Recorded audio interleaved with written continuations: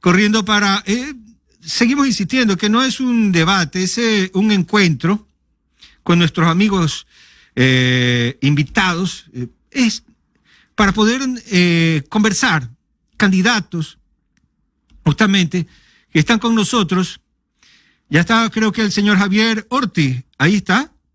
Qué gusto, ¿cómo ha estado? Muy buenos días, Burles, qué gusto. Candidato a la Asamblea Nacional, justamente secretario ejecutivo del partido Avanza, ahí está con nosotros. ¿Quién más está con nosotros ya en el Zoom? Déjeme que yo soy un poco lento aquí. Don Salomón Llerena, también creo que está en línea. ¿Está en línea? No está con nosotros. ¿Sí? ¿Está don Salomón? Ahí está. Don Salomón, ¿cómo ha estado? Bienvenido también, candidato a la Asamblea Nacional por Juntos Podemos, lista 33. Bienvenidos los dos, porque teníamos otros candidatos que me imagino que se van a sumar poco a poco. Bienvenidos, qué gusto. Siempre es un gusto hablar con los candidatos.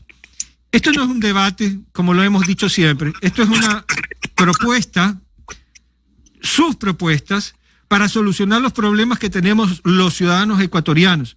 Y ustedes que quieren correr para las curules, deben hacerlos claros, las propuestas, para que esto es un espacio para que los conozcan, para que sepan y tengan opciones para elegir. Bienvenidos, comencemos con el señor Ortiz. ¿Cómo ha pasado? Por favor, preséntese ante nuestro público.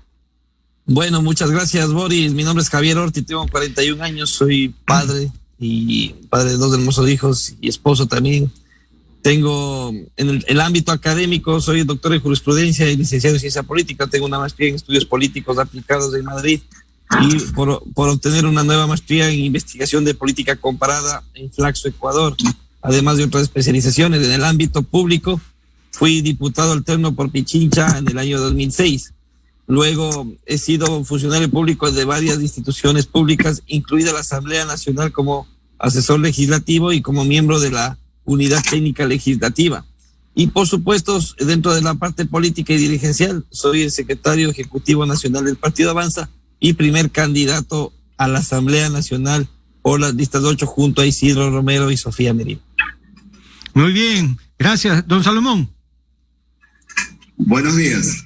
Mi nombre es Salomón Llerena, tengo 54 años de edad, soy una persona temerosa de Dios,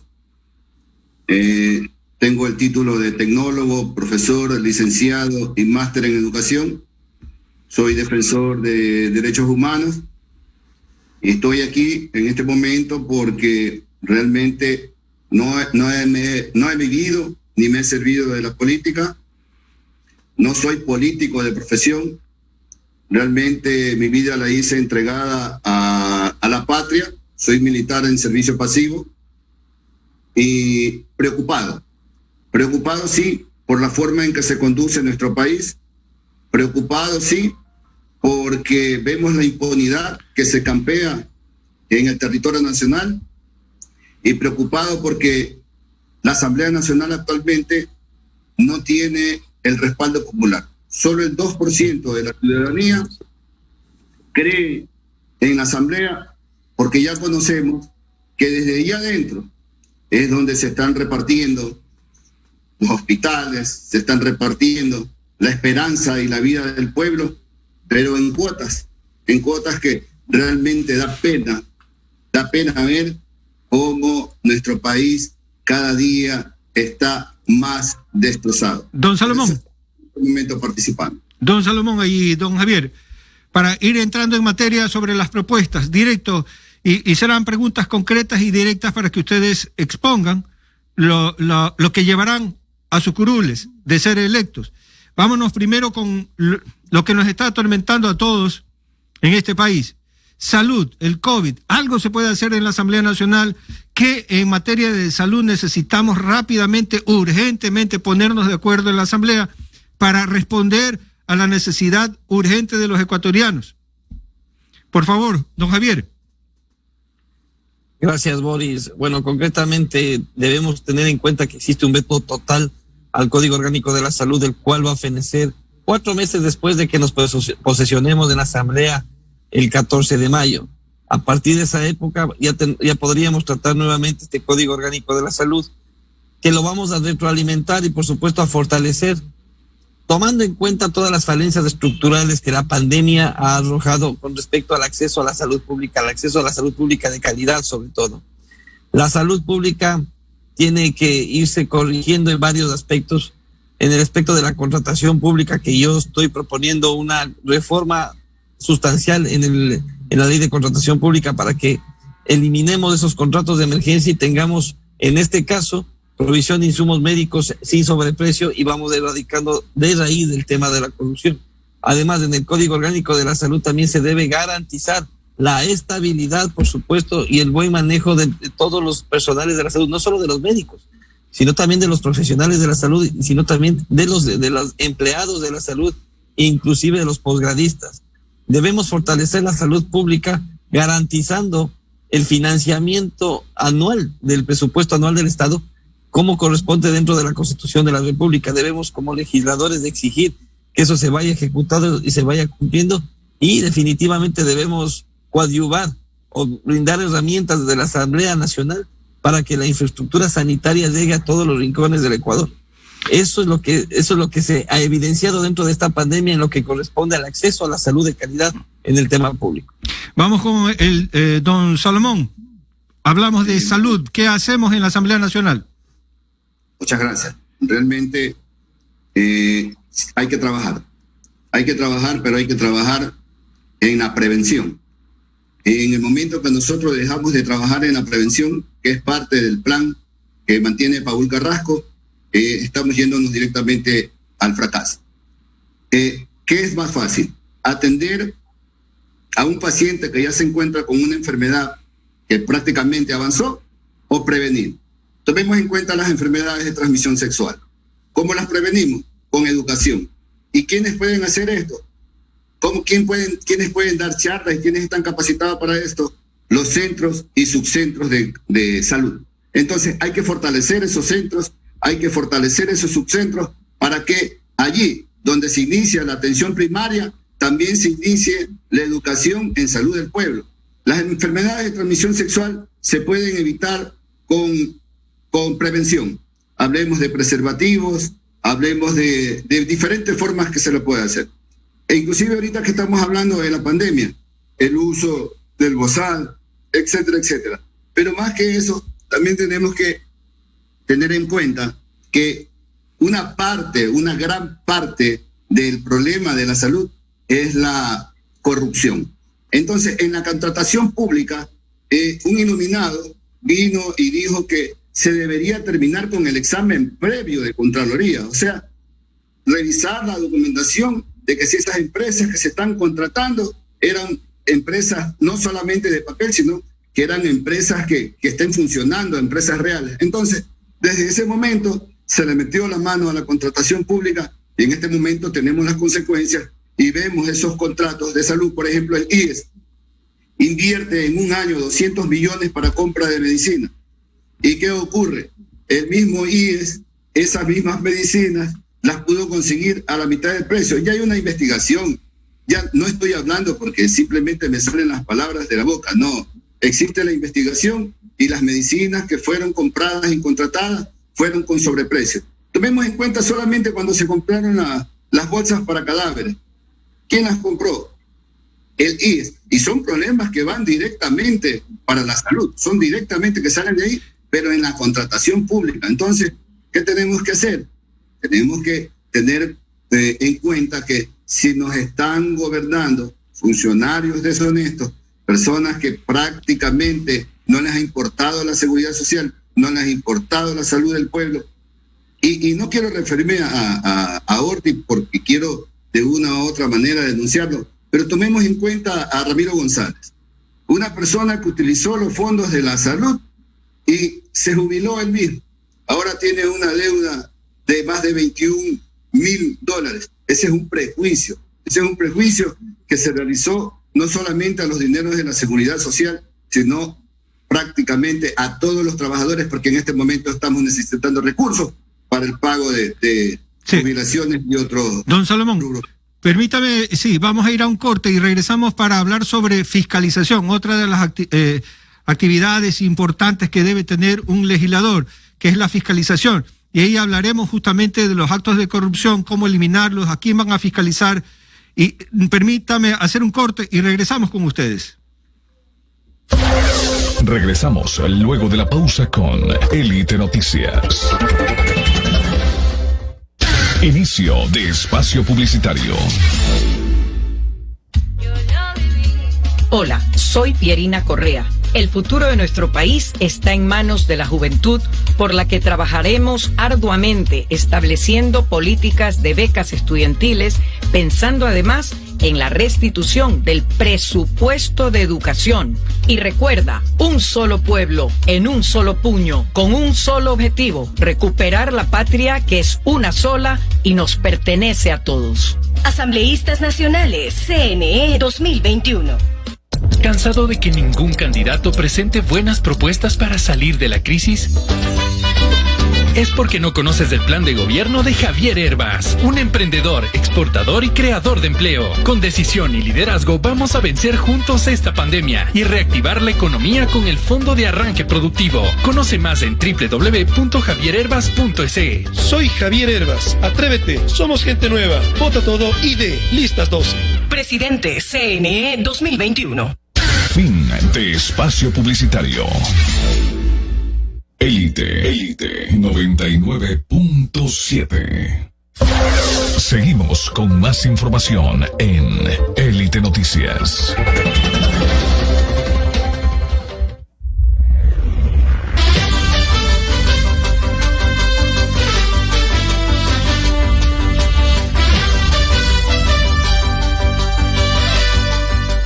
Ok, regresamos.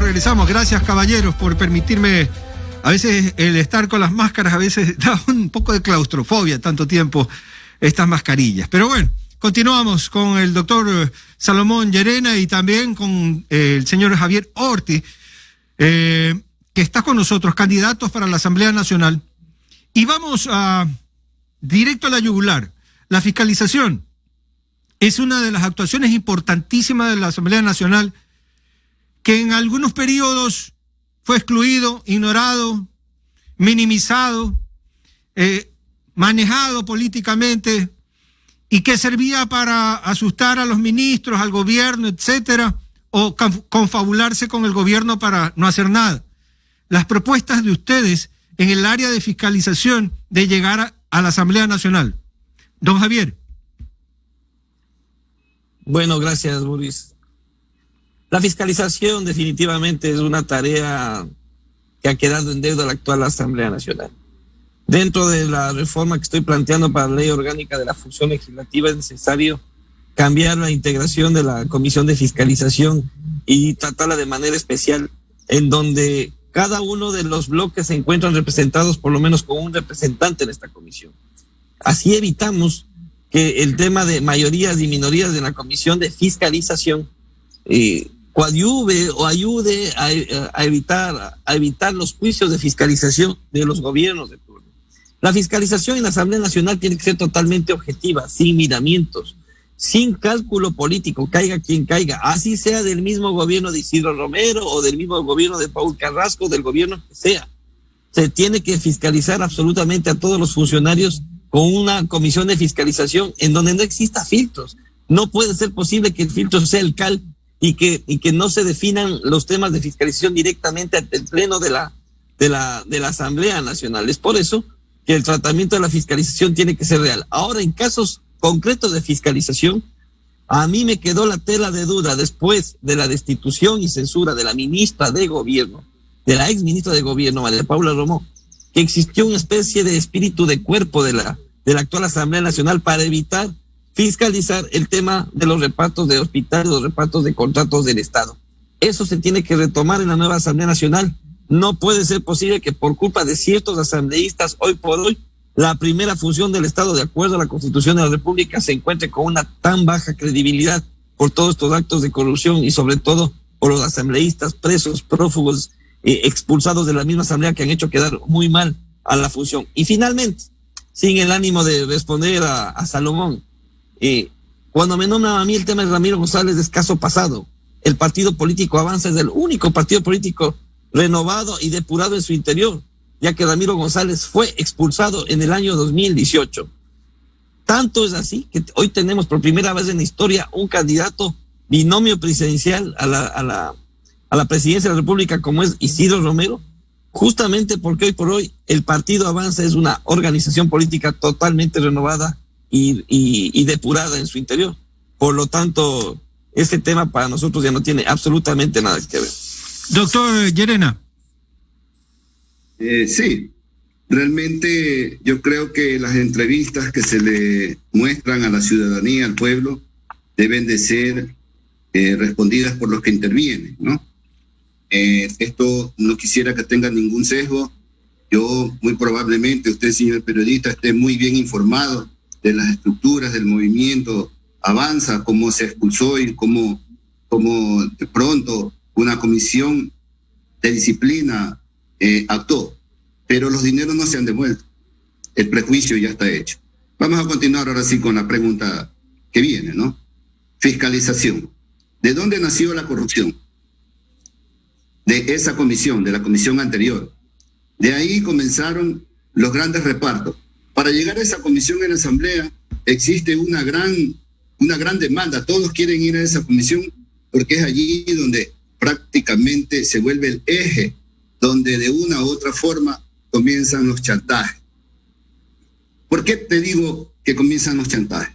Porque aquí en Ecuador, en la falsa democracia que vivimos, los jefes de bloque o los dueños de los partidos políticos son los que prácticamente están gobernando, ¿no? Porque tú puedes llevar la mejor intención para ir a la Asamblea, tú puedes ser electo con mayorías inclusive y ostentar el cargo de asambleísta. Pero ¿qué ocurre? El jefe de bloque es el que decide a quién se fiscaliza, a quién no se fiscaliza y a quién se llama o no se llama a juicio político. Vemos las noticias todos los días y es muy lamentable, realmente muy lamentable cómo se conduce la Asamblea en este sentido. Entonces, ¿qué hacer?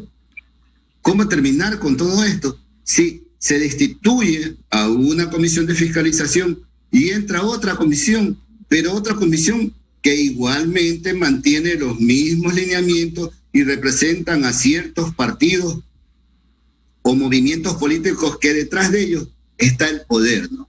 Está el poder porque están los grandes empresarios que están cuidando sus intereses y están también las riquezas mal habidas de algunos políticos que, bueno, estuvieron en funciones y de una u otra forma en esa comisión se escudan o se protegen para no llegar prácticamente a ser juzgados, porque se requiere, recordemos algo, se requiere por parte de la Asamblea un informe de Contraloría, o sea, primero el juicio político sumado a la auditoría pues que hizo la Contraloría. Ese informe es el que pasa a la Fiscalía y Fiscalía tiene que proceder ya de lo investigado por Contraloría. Otra vez se inicia una investigación y esas son las cosas que hay que prácticamente reformar para que la función judicial, sin ese examen de Contraloría, porque son millones de denuncias, son miles de denuncias que se encuentran por corrupción en la Contraloría, que no se pueden atender a un ritmo acelerado. Hay una ventaja, sí, que los delitos de cohecho, peculado y concusión son imprescriptibles. Eso es bueno. Pero ¿qué ocurre después de 5 años de gestión, en cambio, con la Contraloría? Si en 5 años no existen novedades o en 5 años no son sancionados todos esos delitos que se cometieron en perjuicio del país, quedan prescritos. Y el pueblo, bien, gracias. Por eso queremos ir a la Asamblea a reformar, a ayudar, porque no pienso hacer de mi vida una carrera política, no, señor. Solamente quiero estar allí para reformar lo que está mal y si es que en los ciudadanos está el apoyo que requerimos, ver en la cárcel a aquellos que tanto daño han hecho a mi nación. Para los dos, para seguir con temas rápidos, sobre todo las necesidades del ecuatoriano nos perurge. Y aquí viene, por ejemplo, el empleo. cómo hacer en la Asamblea Nacional para que podamos los ecuatorianos tener empleo. Ahora que tenemos una masa crítica navegando en las calles buscando empleos, jóvenes, gente que salió de la función pública, gente de mayores de 35 años que no le dan chance. No hablo de los de 60, hablo de los de 35, que ya no les están abriendo las puertas, y los jóvenes porque no tienen experiencia. ¿Cómo hacer en la Asamblea para que podamos tener una maquinaria, leyes, para darles oportunidades a millones de desesperados? Don Javier. Cuando entramos al tema de la reactivación económica, en primer lugar, debemos ser conscientes que entre todos los bloques de asambleístas necesitamos construir una agenda legislativa consensuada para tratar todas las herramientas necesarias de la reactivación económica y por ende la reactivación del empleo. Uno de esos temas, por supuesto, es el tema del código laboral. Un código laboral que necesita ser revisado, necesita ser innovado sin ningún tipo de temor. El problema es que hasta el día de hoy no se llega a un equilibrio entre lo que se necesita para evitar todas las restricciones que existen hoy por hoy en el código laboral y también precautelar los beneficios y las conquistas laborales que históricamente se tienen. Desde nuestro punto de vista, el código laboral tiene que ser revisado para implementar modalidades de contratación que permitan que el ciudadano tenga más de los empleos. Si un ciudadano tiene un empleo fijo de 8 horas diarias, ¿por qué no puede ser contratado en otra empresa por 3 horas más y en otra empresa por 4 horas más? Tomando en cuenta que también la pandemia evidenció la manera de teletrabajar y de otros mecanismos laborales, así como existen en otros países del mundo. El hecho de que una persona sea contratada por varias horas más en otra empresa no implica que no va a tener dentro de esa hora pagada la inclusión de los beneficios de ley y por supuesto de la seguridad social, 13º, 14º sueldo. Tiene que incluirse nuevos mecanismos que ya se encuentran insertados en acuerdos ministeriales, pero todavía no están en el código laboral. Entonces, el generar menos trabas, el generar mayores opciones de contratación laboral en nuestro código permitiría también llegar a esa seguridad jurídica que tanto piden tanto los emprendedores como los inversionistas, tanto nacionales como extranjeros, para poder invertir en el Ecuador. Pero eso no sería suficiente si no ponemos en orden el tema crediticio, Boris. En el tema crediticio tenemos que reformar la Ley Orgánica Financiera, Monetaria y Bancaria, en donde está la integración de la Junta Monetaria, que es el ente colegiado que parametriza los productos crediticios en el Ecuador y que lastimosamente ha calificado de sujetos de alto riesgo tanto emprendedores como agricultores, y es por eso que existen tasas de interés por sobre el 20-25% en el tema de emprendimientos. También hay que ser conscientes que nadie puede reactivar la economía si seguimos con esta persecución dentro de la central de riesgos. En tal virtud necesitaremos una ley de la segunda oportunidad en donde a las personas que tengan problemas de la central de riesgos se les pueda financiar para pagar las mismas deudas y montar un nuevo emprendimiento, obviamente con las garantías y las seguridades del caso. Si no inyectamos en el país liquidez para que los empresarios y los emprendedores formalicen el empleo, no vamos a generar empleo. Aquí la realidad es que el 35% de los ecuatorianos tienen un empleo formal y el 65%, alrededor del 65%, tienen informalidad. Y al tener informalidad eso implica que el actual código laboral prácticamente no coadyuva a la generación de más empleo. Gracias, don Javier. Doctor Llerena. Muchas gracias. Cuando nosotros comenzamos a hablar de leyes, hablemos en este momento de la ley humanitaria. Realmente es muy lamentable que más de 240,000 personas hayan perdido sus empleos. Y esto causa un problema colateral, que el Seguro Social deja de percibir 400 millones por esta causa, y eso también causa otro de financiamiento. Son problemas, el trabajo realmente va causando y va generando un problema. Pero vamos a plantear ahora sí soluciones, porque la pregunta es cómo generar empleos. Mencionamos en este momento la central de riesgo. La central de riesgo prácticamente se ha vuelto una traba para conseguir nuevos créditos para los emprendedores. ¿Qué ocurre? Que si tú debes a la Telefónica, si te atrasas una cuota de la tarjeta de crédito o debes a algunas de las empresas afines que están en este momento gobernando con el Estado, simple y sencillamente apareces en la central de riesgo y no eres sujeto de crédito. Hemos trabajado en un plan para que las deudas de la central de riesgo por 3 años tengan una amnistía, ¿no? Para que las personas que en este momento se encuentran con el problema de financiamiento o de ingreso de liquidez puedan acceder a nuevos créditos. Pero aparte de eso, se está pensando dentro del plan de gobierno pedir al Fondo Monetario Internacional una moratoria de 1 año. ¿Qué ocurre? Tenemos una deuda externa de más de 60.000 millones de dólares. Anualmente estamos cancelando 6.500 millones de dólares. Al pedir la moratoria, esos 6.500 millones de dólares quedarían aquí. ¿Pero para qué? Para ser prestado al pueblo ecuatoriano, aquellos que en este momento se encuentran endeudados con la banca y cerraron sus negocios. Esos dineros van a servir para reactivar, para dinamizar la economía. Pero lo más importante, ese mismo dinero del que te estoy mencionando va a ser prestado a 10 años plazos y a una tasa de interés del 1%. Recordemos que es dinero propio del pueblo y si nos aceptan la moratoria, en la práctica estaríamos no resolviendo los problemas del país, ni tampoco pues podemos decir que nos estamos salvando, pero eso dinamizaría en mucho nuestra economía, ¿no? Porque en el momento, por ejemplo, no se respetan en los bancos las tasas activas y las tasas pasivas. Si te pongo un ejemplo, si tú te jubilas o tienes un ingreso por herencia, ¿qué buscas? Tú buscas una rentabilidad para ese dinero, para tener de pronto una liquidez mensual o una liquidez anual. La metes al banco. ¿Cuánto te pagan de interés? Hablamos ya de tasas pasivas, o sea, de tasas de tu dinero que va a ser invertido para emprendimiento. Pero ¿cuánto te pagan? Entre el 3, 6 y hasta 8%. Pero ¿qué ocurre con el ciudadano común, con el pueblo, con las personas que quieren desarrollarse?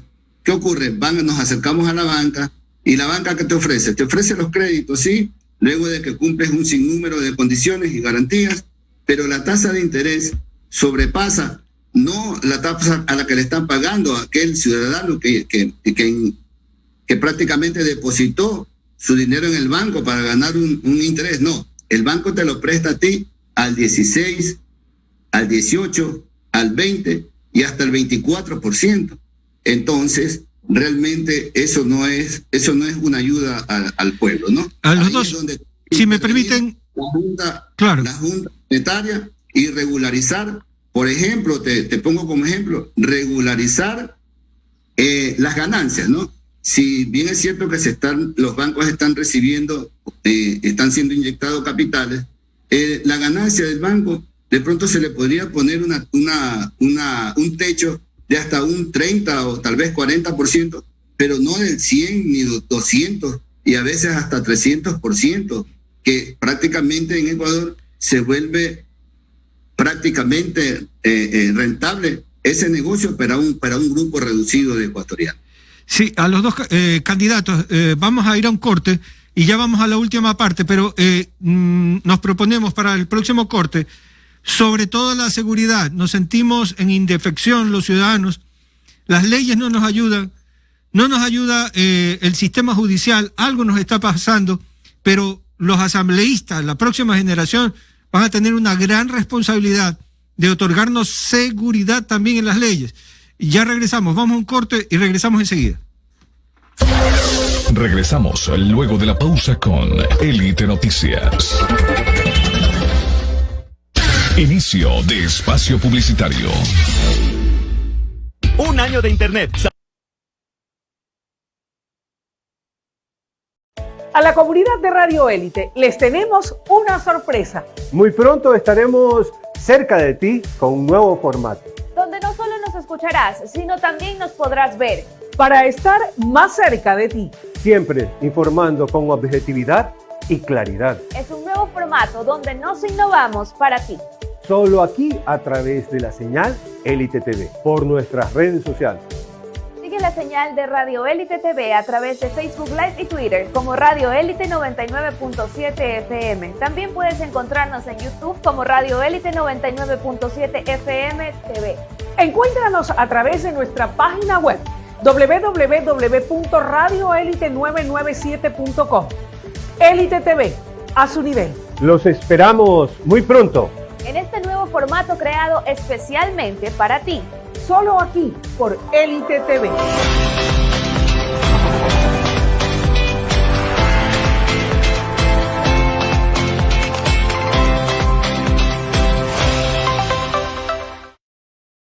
A la comunidad de Radio Élite les tenemos una sorpresa. Muy pronto estaremos cerca de ti con un nuevo formato. Donde no solo nos escucharás, sino también nos podrás ver. Para estar más cerca de ti. Siempre informando con objetividad y claridad. Es un nuevo formato donde nos innovamos para ti. Solo aquí a través de la señal Élite TV, por nuestras redes sociales. Sigue la señal de Radio Élite TV a través de Facebook Live y Twitter como Radio Élite 99.7 FM. También puedes encontrarnos en YouTube como Radio Élite 99.7 FM TV. Encuéntranos a través de nuestra página web www.radioelite997.com. Élite TV, a su nivel. Los esperamos muy pronto. En este nuevo formato creado especialmente para ti. Solo aquí por Élite TV.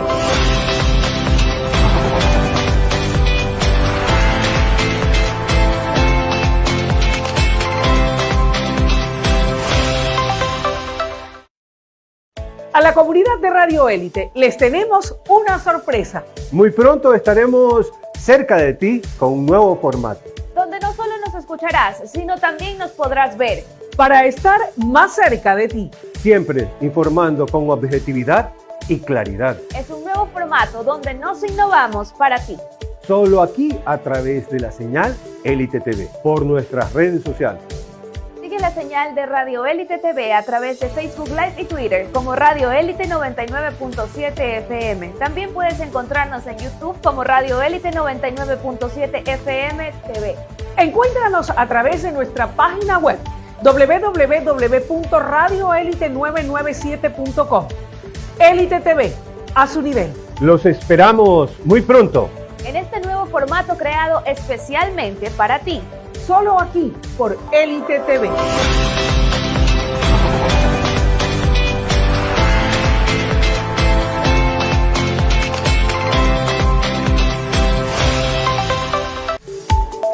Radio Élite es tecnología. Recuerda que puedes sintonizarnos también en todas nuestras redes sociales. Encuéntranos en Facebook como Radio Élite 99.7 FM. Estamos en YouTube como Radio Élite 99.7 TV. En Instagram como Radio Élite 99.7. Y también tenemos una página web www.radioelite997.com. Radio Élite 99.7 a su nivel.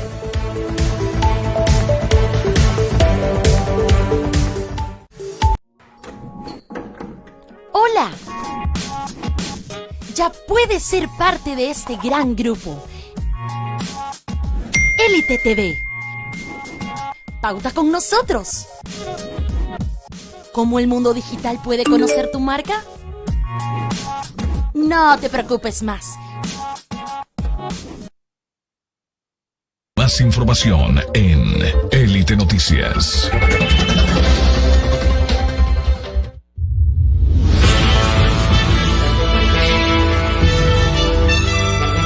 Ok, regresamos 8:39 de la mañana. Gracias por estar con nosotros. A nuestros amigos candidatos, claro que sí.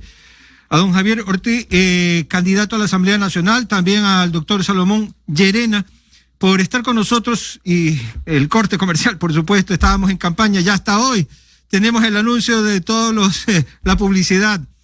Así que ya mañana tendremos el silencio electoral para muchos esperar, aunque en las redes sociales se sigue peleando, ¿eh? Oiga, mi pregunta va hacia la seguridad. Los ecuatorianos nos sentimos en indefección. Sentimos que si no es las leyes, o es el sistema, o son los jueces, o son los fiscales, pero alguien está perdiendo el camino en este país, o está decidiendo de que mejor estar así inseguros y nos tienen controlados con el miedo. Pero la Asamblea Nacional tiene la responsabilidad de darnos esa convicción de que hay leyes. Por ahí escuché, y tuvimos aquí al presidente de la Asamblea que quiere la reelección, decir que ellos ya han hecho todo lo posible, que leyes sobran. Lo que no hay es el sistema, es el que no sirve. Bueno, por eso les pregunto a ustedes, la próxima Asamblea Nacional deberá darle credibilidad, y la gente quiere no solamente seguridad para el empleo, quiere también seguridad jurídica para no sentirnos abandonados. Don Javier. Hay 3 aspectos integrales y fundamentales para topar este tema.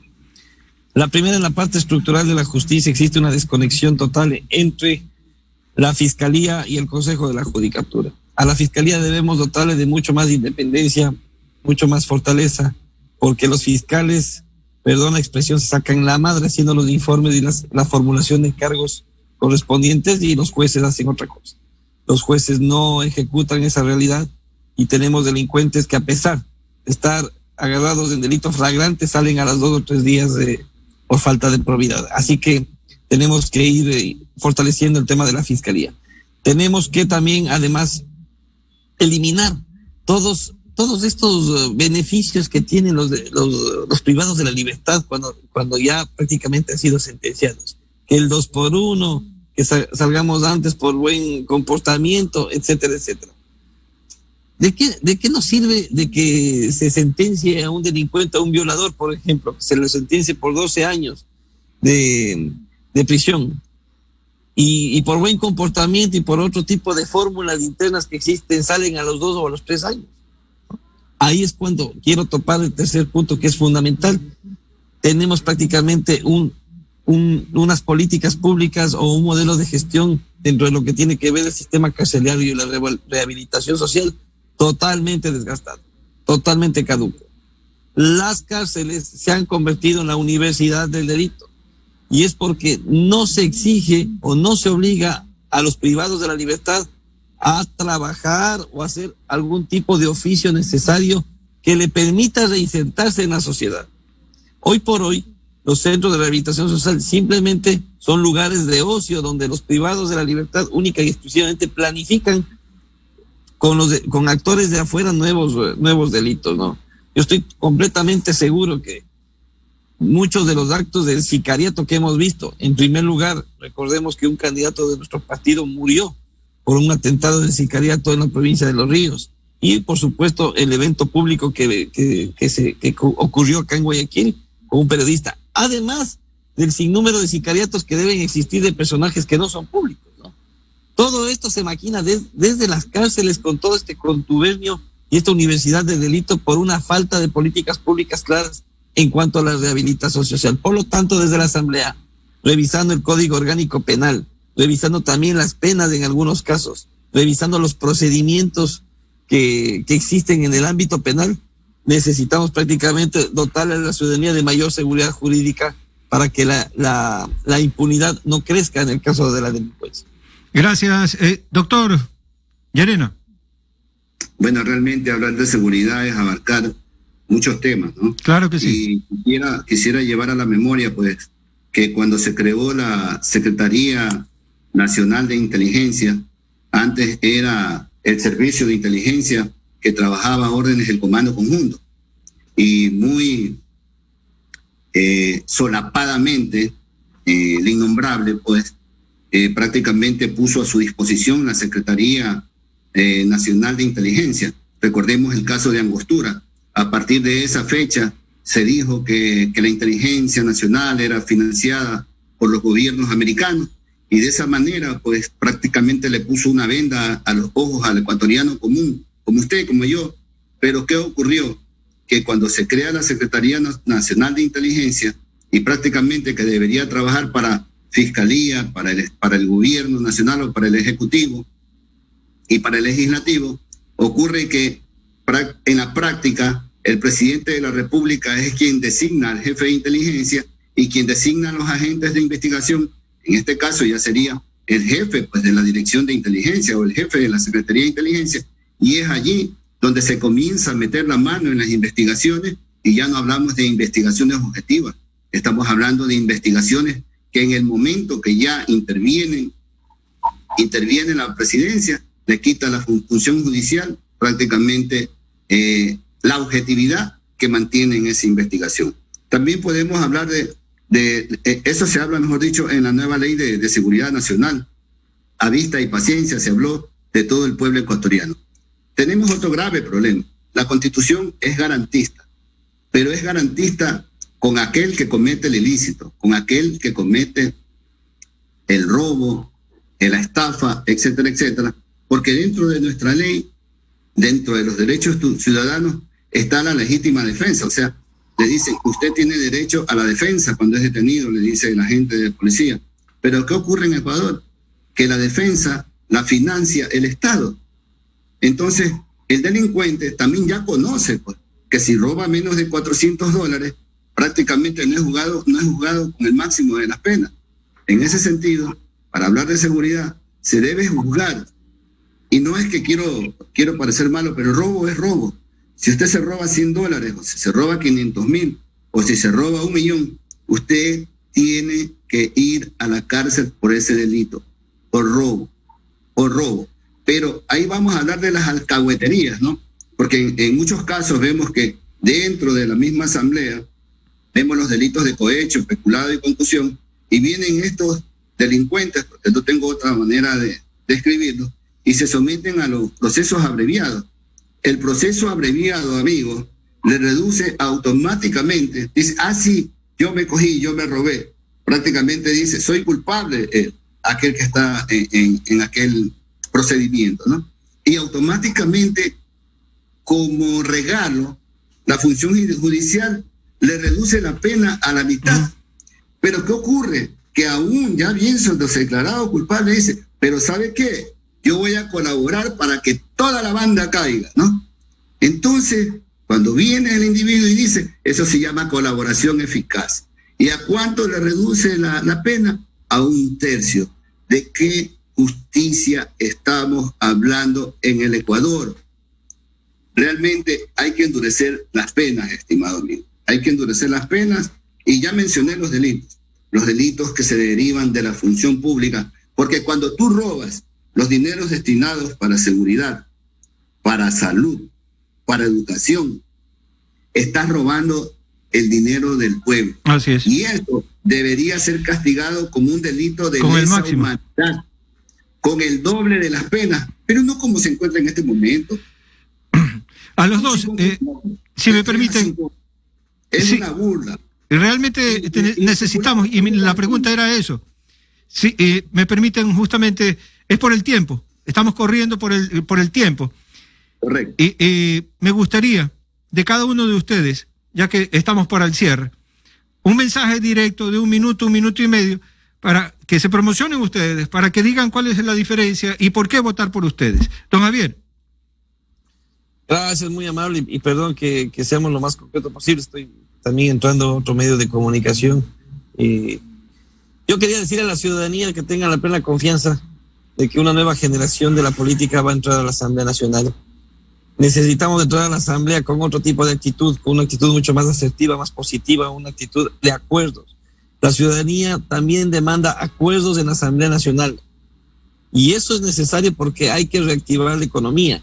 Hay que recuperar un país que necesita reactivarse económicamente, generar empleo y demás. Y para eso tiene que reinar el consenso dentro de la Asamblea Nacional, la madurez y la sensatez política. Ese es mi compromiso al entrar a la Asamblea Nacional.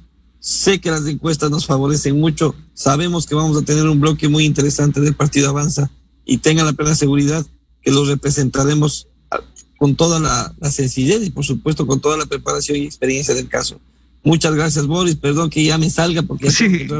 Gracias a don Javier. Un gusto, Salomón, deseándote suerte y éxitos en esta contienda electoral. Muchas gracias, don Javier.